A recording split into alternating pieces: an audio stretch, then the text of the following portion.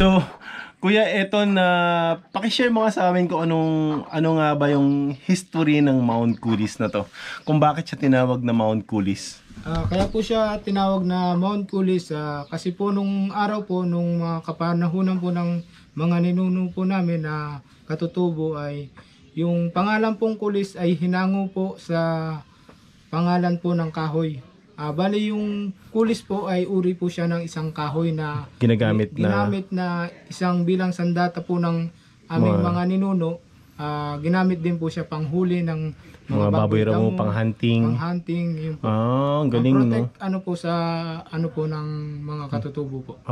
Parang isa siya sa pinaka-main tools nila para sa hunting, para sa araw-araw nilang buhay. Yun yung ibig sabihin ng kulis. Ang galing, no? So, para sa kaalaman nyo mga gala, itong lugar na to ay pagmamayari ng mga katutubo na tinulungan ng mga developer na magkaroon sila ng kabuhayan. Ayan. So, isa na nga dito si Kuya Eton po. Si Kuya Eton na ang parents niya o sila mismo ay mga katutubo. Ayan, ang galing, ayos. Paano nga po ba pumunta dito? Simple lang. Siguro i-try nyo sa Waze, ilagay nyo Mount Kulis. At the same time, yung ano kuya? Fresno Agro Forestry and Ecotourism Campsite in Sitio Maysawa, Barangay Cuyambay, Tanay Rizal po. Yun yung ipipin nila sa Waze. Opo. Yun yung ipipin nila sa Waze para makapunta. At mabilis lang kayong makapunta dito. Ayan, so at the same time mga gala, cash only. Pwede rin GCash pero ang sabi ni Kuya is Saturday, Sunday lang. Pero mas convenient siguro pag cash na yung dalhin nyo. Huwag kayong magdala ng card dito, walang ATM dito. Cash only mga gala. Ayan. At pagkatapos yan, naka-register na kayo, na-prepare nyo na, pwede na kayo mag-camp, diba? Yes mga gala, so papunta na tayo doon sa Spiderweb. Kasamahan tayo ni Kuya Jolan. Let's go! Woo!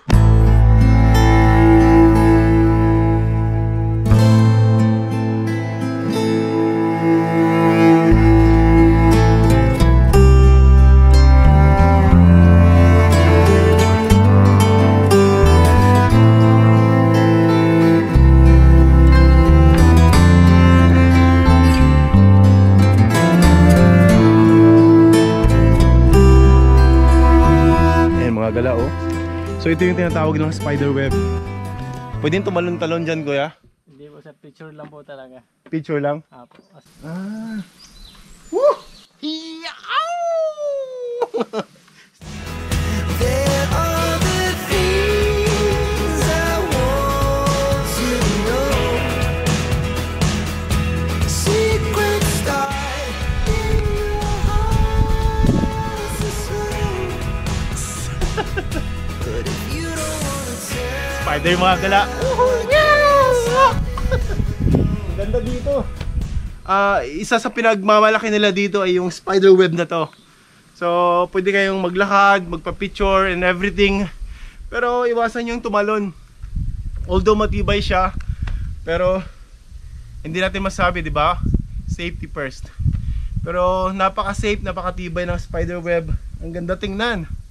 Di ba? Woohoo! Sa mga gala, pwede kayong mag-bonfire dito. Mag-stay kayo at night. Overnight kayo, pwede kayong mag-bonfire dito. Ayan, kompleto sa tubig, toilet, security. Ano pang hahanapin nyo?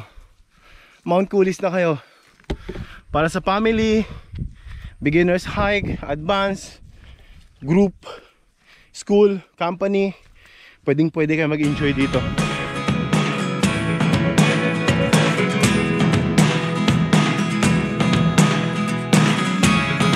never really know what's going on. Look at me sometimes like all you want to do is run. Nandito na tayo sa Sambong Peak na tinatawag nila. So, kaya siya tinawag na Sambong Peak kasi obviously maraming sambong, di ba? Ayan. Herbal medicine na tinatawag na sambong. Si Kuya Jolan nga pala ay isang tour guide din dito. So tulungan natin sila mga gala. Sila po ay mga katutubo sa lugar. Ayan. So pagpunta po kayo dito, hanapin nyo lang si Kuya Jolan at si Kuya Eton. Yan. Mga pare-pareha silang mga katutubo. Ang ganda mga gala. Ang ganda dito. Kung sawa na kayo sa buhay ng city, mga crowded sa mga motorista, crowded sa mga tao, punta kayo dito, malapit lang. Mount Kulis guys, punta lang kayo dito. May enjoy nyo, sobra. Tanghali, hapon na kuya, pero ang lamig ng hangin, oh. Ang sarap ng hangin. Wow. Kabundukan ng Sierra Madre mga gala. Yes. Mga gala, baka may gold dito mga gala, oh. Ayan, magte-treasure hunting tayo dito mga gala. Please comment down below kung gusto yung treasure hunting. Papasukin natin yun. Ayan, nandito na tayo sa rock formation na tinatawag nila. Parang marble siya, no? Ang galing. Parang nakakapagtataka kasi parang isang kumpul lang siya ng bato. Sinadyang pinag-iipon dito, ano? Kasi kung pansinin mo, sa ibang lugar, wala namang ibang ganito eh, na bato. Dito lang siya, di ba? Dito lang. Ang ganda ng rock formation. Parang sinadyang ipunin dito mga gala. Ayan, di ba? Pero be sure pag pumunta ka dito, suggested ko rubber shoes o kaya hiking shoes. Always prepare para sa safety kasi matutulis yung mga bato. Para na rin sa hindi kayo masugatan. Diba? Oops. May nahulog na ba dito kuya? Wala pa naman po sir. Ngayon pa lang. Ngayon pa lang may mahuhulog dito. Ang ganda mga gala. May enjoy nyo. Ayan, ito yung tinatawag nilang rock formation. Yes. Marble siya, marble rock. Ayan, ang ganda. Puro ako maganda eh. So yes mga gala, papunta na tayo sa Noah's Ark area. Let's go mga gala. Woohoo! Sasamahan ulit tayo ni Kuya Jolan. Ayan.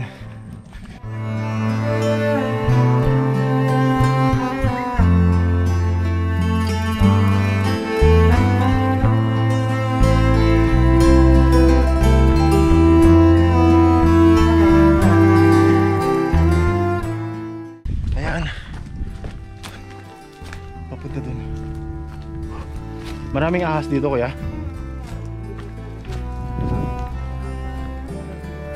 Bayawak. Mga bayawak eh.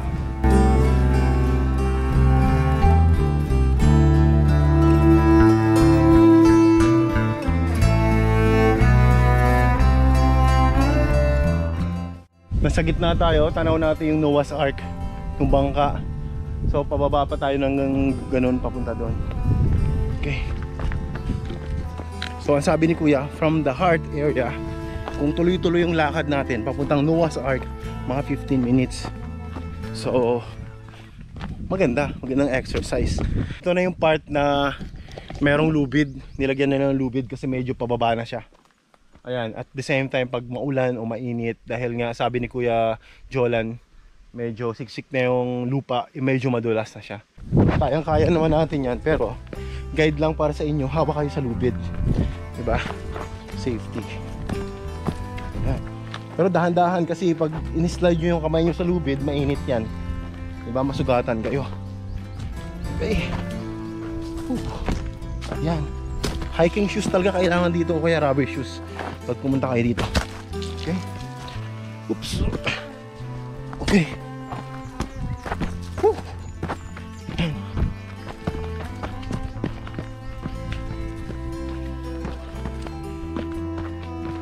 Uy, may mga kawayan. Ang ganda tingnan, no? Ang ganda dito mga gala, malamig.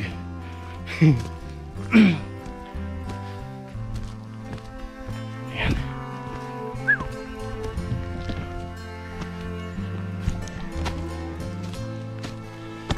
Medyo paakyat na siya mga gala. Ayan, okay dito.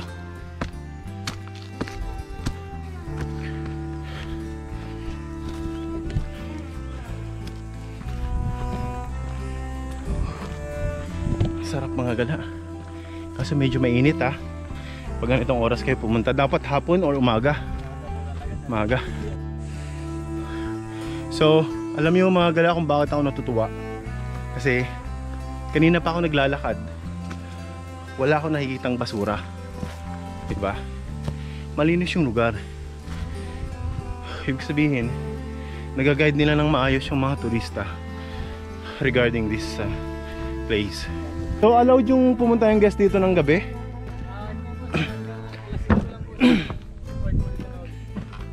Nag-hike dito sa place na to. So pag nag-overnight sila, hindi sila pwedeng pumunta dito ng gabi. Saka wala kasamang tour guide. Pero pag may kasamang tour guide sa gabi, pwede. Pwede naman po isang linggo. So Noah's Ark. Woohoo! Ang ganda tingnan mga gala. Pasok tayo sa Noah's Ark mga gala. Ang ganda ng ano nila, yung bangka nila. Ayan, pasok tayo. Wow.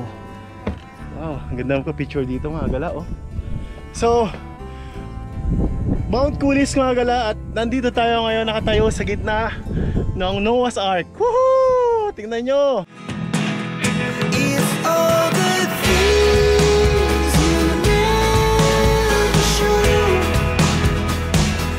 there are the things I want to know. Secret start in your heart so slow. But if you don't wanna tell me now, I can't. Ang ganda ng lugar mga gala, green na green. So kung sawa na kayo sa trabaho, sa buong magdamag, ilang araw na pagtatrabaho, stress, punta kayo dito, mag-relax kayo. Mount Cooley's. May enjoy nyo guys. Mga Dragon Boat teams dyan, no? Mga ka-Dragon Boat teams ko. So kuya, salamat ng marami sa pag-guide mo sa amin, pag-help mo para sa mga subscriber natin at sa mga na makakapanood ng video. Okay guys, so ayan, kung na-enjoy nyo yung vlog natin, so please do subscribe, like and share po para maging updated kayo sa mga iba pang adventure natin, mapabundok, mapadagat, mapa-city, ayan, sa gala natin mga gala. So ayan, so see you in the next video, see you in the next adventure. Peace.